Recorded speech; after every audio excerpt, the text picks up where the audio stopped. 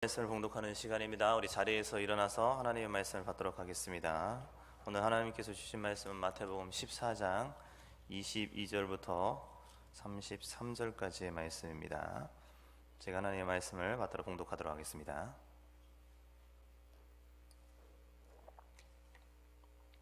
마태복음 14장 22절부터 33절까지의 말씀. 예수께서 즉시 제자들을 재촉하사 자기가 무리를 보내는 동안에 배를 타고 앞서 건너편으로 가게 하시고 무리를 보내신 후에 기도하러 따로 산에 올라가시니라. 저물매 거기 혼자 계시더니 배가 이미 육지에서 술이나 떠나서 바람이 거스름으로 물결로 말미암아 고난을 당하더라. 밤 사경에 예수께서 바다 위로 걸어서 제자들에게 오시니 제자들이 그가 바다 위로 걸어오심을 보고 놀라 유령이라 하며 무서워하여 소리 지르거늘 예수께서 즉시 이르시되 안심하라 나니 두려워하지 말라.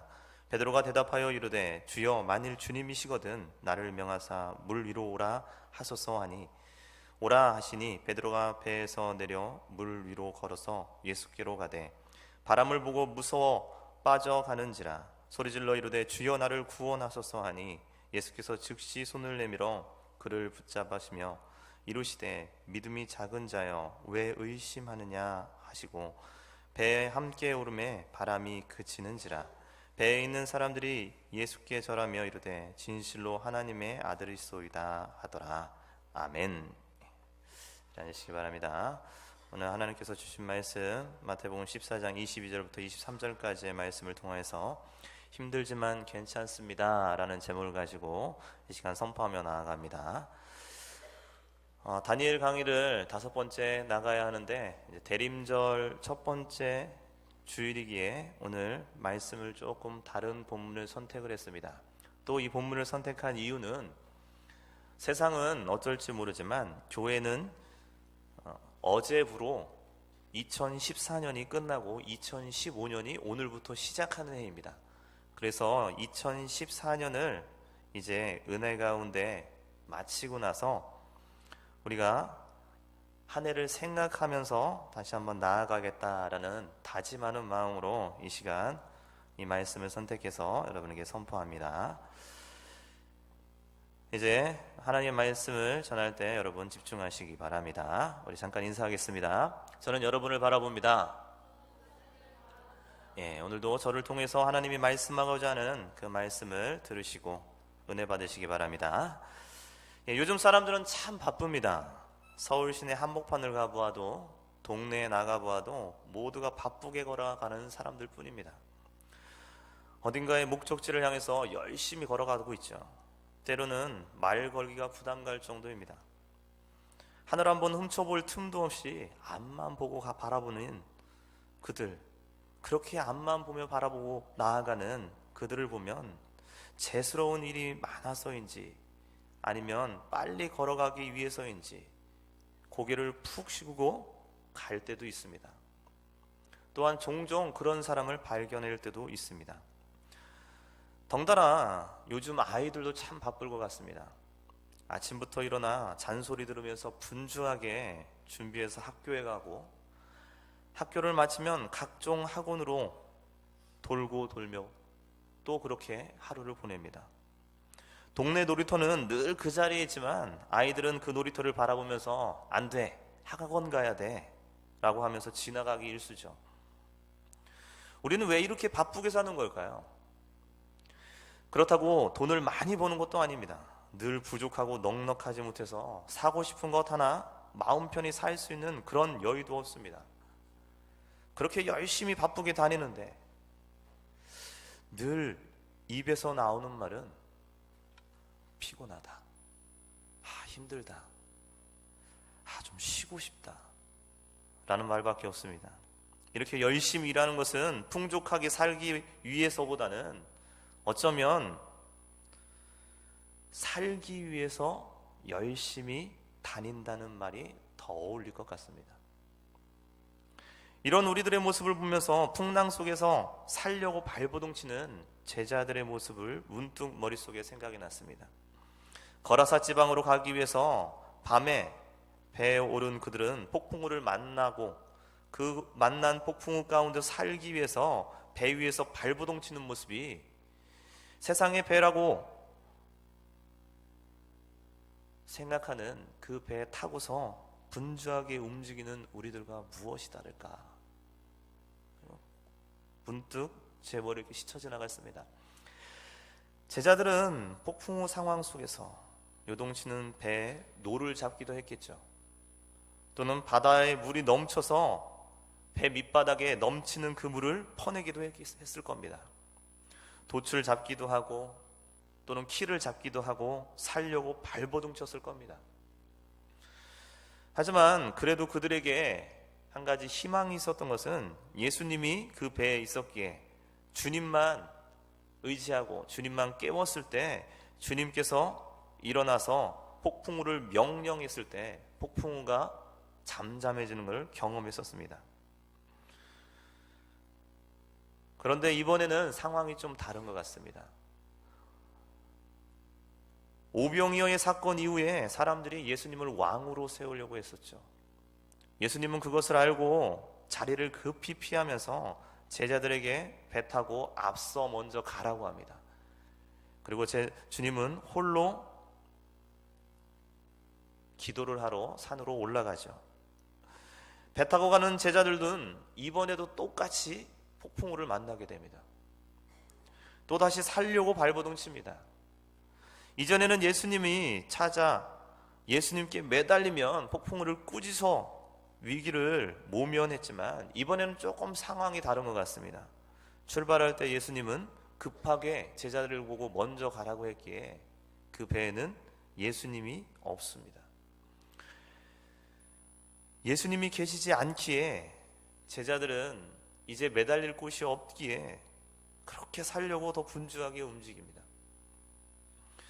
우리의 인생도 마찬가지입니다. 어느 때 예수님이 계신 것 같고 어느 때는 예수님이 안 계신 것 같습니다. 문제는 예수님이 안 계신 것 같은 느낌이 들 때, 그때입니다.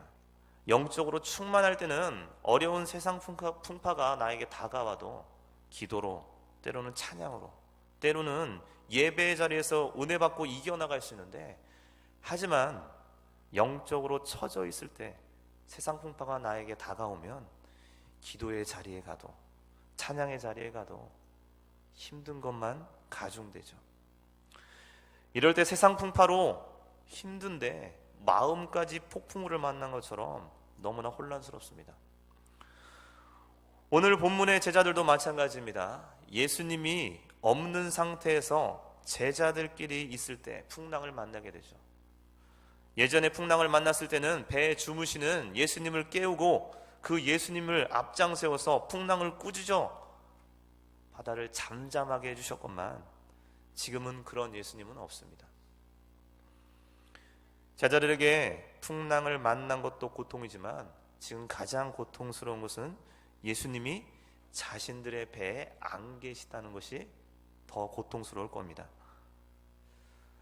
부끄럽지만 저 또한 목회자의 길을 가면서 마찬가지입니다. 늘 성령 충만 그리고 늘 주님을 의지하면서 가는 그런 목회자. 그래서 어떤 어려움을 만나도 어떤 육적인 힘든 일이 있어도 주님이면 충분합니다 하면서 앞으로 나아가게 되지만 애석하게도 목사이자 인간이기에 부끄럽지만 목사인 저도 영적으로 충만하지 못할 때가 참 많이 있습니다. 이럴 때 육적인 어려움이 오면 저 또한 너무 힘들어서 무너질 것 같은 어려움을 느낄 때가 있습니다. 저 개인적으로 이때 가장 고통스러운 것은 육적인 어려움이 나에게 다가와서가 아닙니다. 하나님이 영적으로 느껴지지 않는다는 것, 그것이 더 고통스럽습니다. 말로 어떻게 표현할 수 없는 그런 고통, 창자가 끊어질 것 같은 그런 고통을 느끼기도 합니다. 오늘 제자들은 지금 당장 가장 고통스러운 것은 눈앞에 보이는 풍랑이 아니라 아마 바로 예수님이 이 자리에 없다는 사실일 겁니다. 예수님이 없다는 사실에 그들은 더욱 고통스러웠을 겁니다. 예수님만 있다면 이까지 풍랑은 아무런 문제가 없었을 텐데, 그러나 그 배에 주님은 없습니다. 이렇게 주님이 느껴지지 않을 때 어떻게 해야 합니까? 더불어 세상의 풍파가 나에게 다가올 때 우리는 어떻게 해야 합니까? 그리스도인으로서 우리는 어떻게 해야 하는 것입니까? 삶이 막막하고 힘들고 지치고 이 폭풍우 같은 환경만이라도 멈추기만 한다면 그렇게 좋으련만 오히려 더 거세게 세상 풍파가 나에게 다가오죠. 세상이라는 풍파는 오히려 우리에게 더 거대하게 느껴질 뿐입니다. 그래서 그렇게 살려고 발버둥칩니다. 그래서 그렇게 열심히 바삐 움직이고 그렇게 앞만 보고 갑니다. 하지만 세상 풍파는 절대 가시지 않죠. 이런 위기 가운데 우리는 잠시 주위를 둘러볼 필요가 있습니다. 육적으로 힘들고 영적으로 어려움이 있어서 어찌할 바를 모를 때 우리 그리스도인들은 어떻게 해야 될까 고민하기보다는 잠시 시간을 멈추었다고 생각하고 주위를 둘러볼 필요가 있습니다.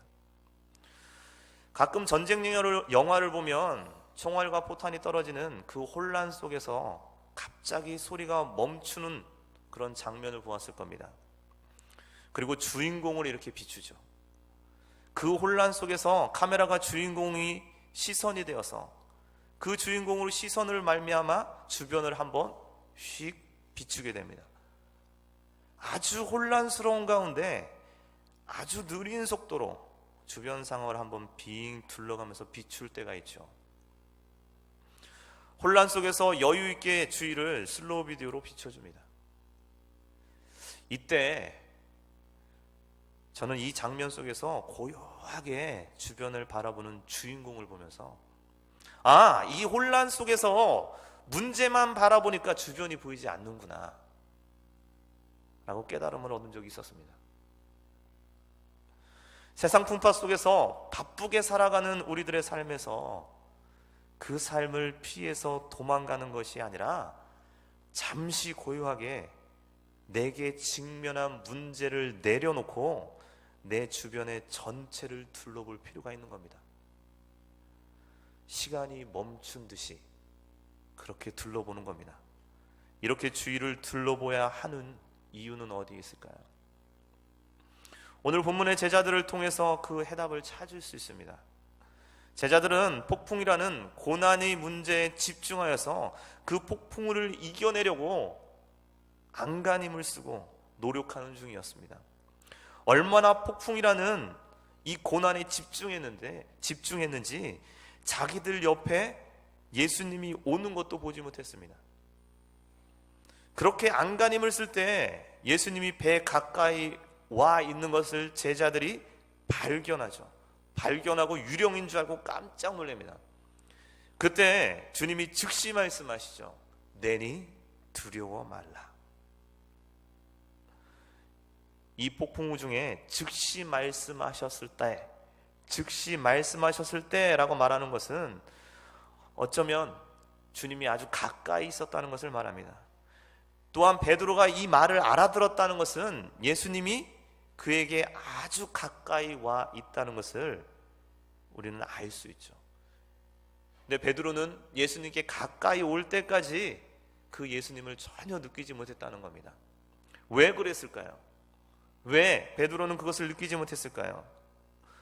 베드로는 주변을 바라보기보다는 폭풍을 이겨내려고 하는 그 폭풍에만 집중하다 보니 주변엔 아무것도 보이지 않았던 겁니다. 우리가 고난 중에 힘겨울 때 주님이 안 계신 것처럼 느껴질 때가 참 많이 있습니다. 그때 주위를 둘러볼 필요가 있는 것이 바로 여기에 있는 것입니다. 우리가 우리의 문제에 집중하다 보면 주님이 내 뒤에서 나를 따라오고 있는데도 그것을 느끼지 못하기에 더 힘이 들죠. 주님이 없는 것 같아서 너무 힘이 든다는 겁니다.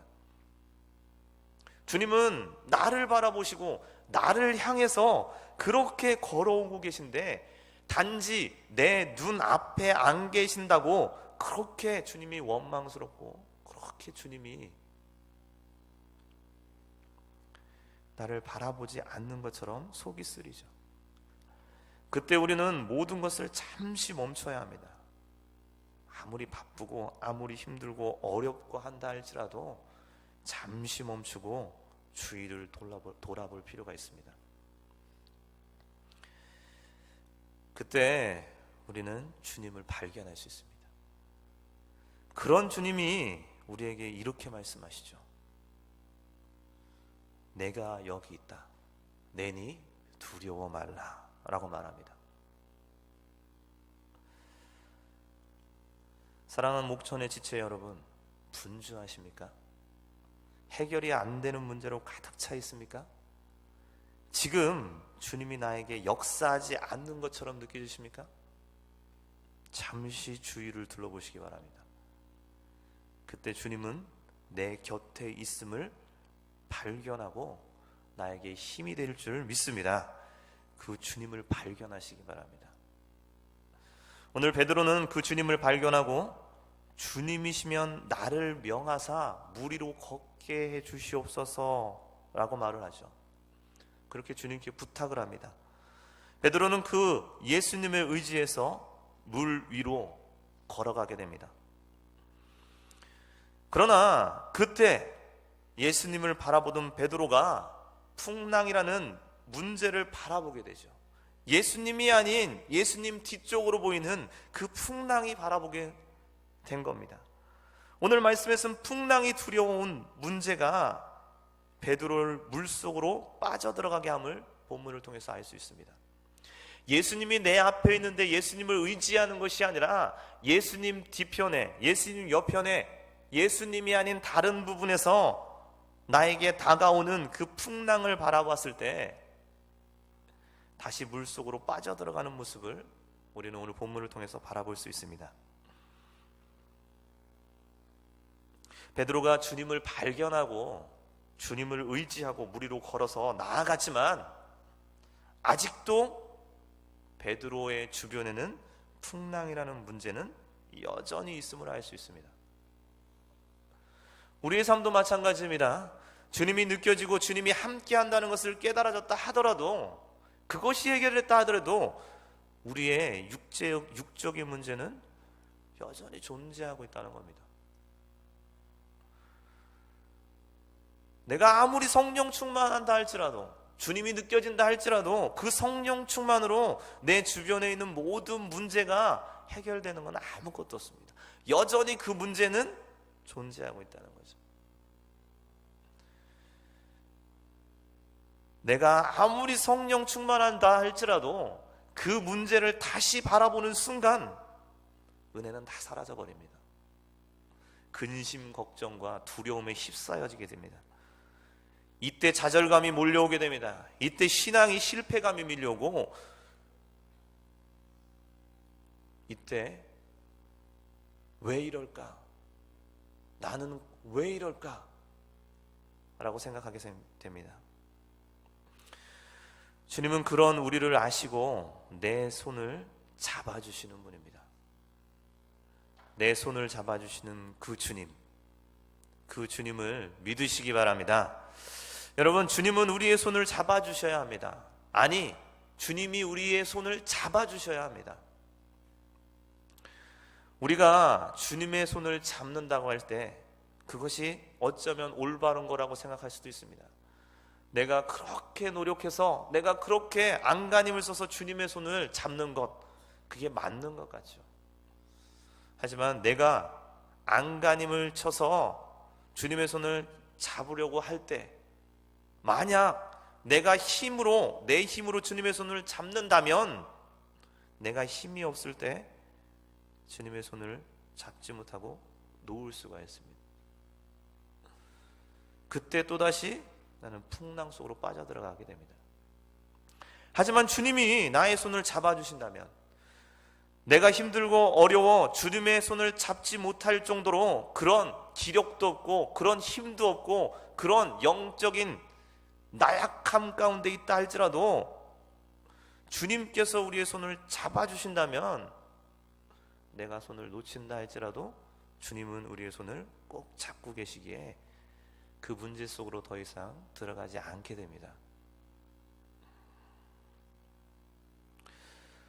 사랑하는 목천의 지체 여러분, 여러분의 삶이 힘이 드십니까? 어려움과 낙심이 있습니까? 아무도 나를 도와주지 않아서 사막 한가운데에 그렇게 서서 홀로 있는 것처럼 느껴지십니까? 그렇게 홀로 삶의 무게에 눌려 있습니까? 주님은 그런 우리에게 지금 손을 잡아주십니다. 그리고 손을 내미세요. 그리고 나를 꼭 잡아주시죠. 그리고 우리를 건져 주십니다. 주님은 물에 빠져드는 베드로의 손을 잡아주시고 배에 함께 오르셨습니다. 주님이 잡아주시고 주님이 이끄시는 배는 이제 평안이 찾아오고 폭풍우가 멈추게 되었습니다. 이 본문에서 저는 주님의 마음이 느껴졌습니다. 왜 믿음이 없냐라는 책망이 아니라 배에 오르셔서 폭풍우를 잠잠하게 하시고 제자들을 바라보시는 그 주님의 그 마음이 느껴졌습니다. 주님이 그 배에 오르셔서 어떤 행동을 했을까요? 주님은 아마 그 배에서 그렇게 고생했던 제자들의 얼굴을 한 사람 한 사람 바라봤을 겁니다. 그리고 주님은 말씀하셨을 거예요. 고생했지. 그리고 두려웠지. 그런데 이젠 괜찮아. 라고 미소를 지으면서 그들에게 말씀하셨을 겁니다. 힘든 세상살이 그렇게 열심히 살아가는 우리들의 모습, 그렇게 열심히 사는 그런 우리의 모습을 봤을 때 누군가 알아주기를 원하지만 누구 하나 알아주는 사람 없고 오히려 나를 이용해 먹으려고 하고 또한 더 나아가서는 삶의 무거움에 허덕이는 우리의 모습, 그 모습에 가끔은 내가 왜 이렇게 힘들게 살까라고 느껴질 때도 있습니다. 그런 우리에게 주님은 손을 내밀어 주시고 우리의 손을 잡아 주십니다. 그리고 오늘 이렇게 말씀하세요. 고생했지? 그래 힘들었지? 그런데 괜찮아 라고 말씀하십니다. 여러분, 세상 풍파 가운데 힘드십니까? 주님이 느껴지지 않습니까? 잠시 주위를 돌아보시기 바랍니다. 주님은 여러분 곁에 있습니다. 멀리 계시지 않습니다. 단지 내 앞이 아닌 내 뒤에서 나를 응원하면서 나를 따라오시기에 내가 느껴지지 않는 것입니다. 또한 우리가 너무 힘들어서 주저앉아 있을 때 주님은 내게 다가오셔서 안아주시고 기도해 주십니다. 홀로 그렇게 방구석에 쪼그리고 있는